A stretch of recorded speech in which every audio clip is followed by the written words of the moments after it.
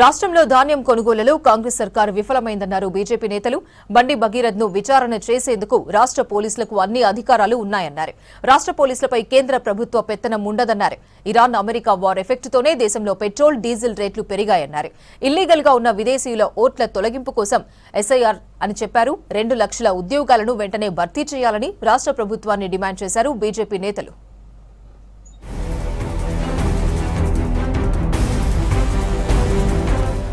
రాష్ట్రంలో ధాన్యం కొనుగోలులో కాంగ్రెస్ సర్కారు విఫలమైందన్నారు కేంద్ర మంత్రి కిషన్ రెడ్డి.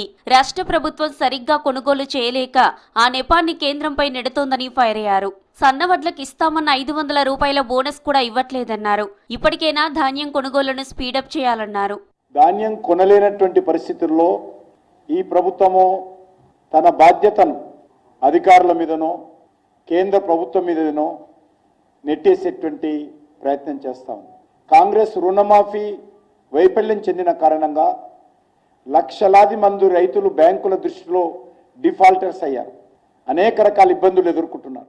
బండి భగీరథను విచారణ చేసేందుకు రాష్ట్ర పోలీసులకు అన్ని అధికారాలు ఉన్నాయన్నారు కేంద్ర మంత్రి Kishan Reddy.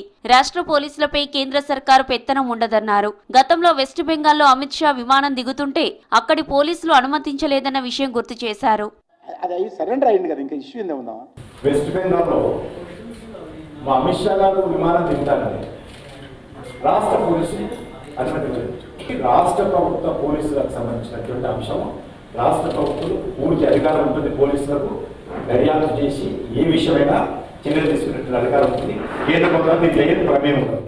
Iran America war ఎఫెక్ట్తోనే దేశంలో పెట్రోల్ డీజిల్ రేట్లు పెరిగాయన్నారు కిషన్ రెడ్డి.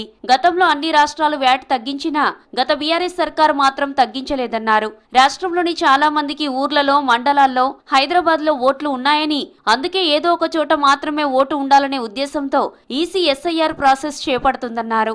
ఇల్లీగల్ గా ఉన్న విదేశీయుల ఓట్లను ఈసీ తొలగిస్తుందని చెప్పారు కేంద్ర మంత్రి.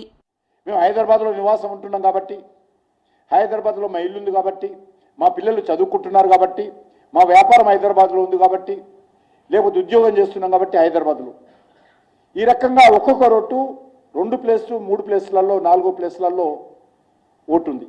నేను రాహుల్ గాంధీని తప్పు పట్టడం లేదు ఓటర్ లిస్టు ఎర్రర్ విషయంలో. దాన్ని సరిదిద్దాల్సినటువంటి బాధ్యత ఎలక్షన్ కమిషన్ది, రాజకీయ పార్టీలది, మనది కూడా బాధ్యత.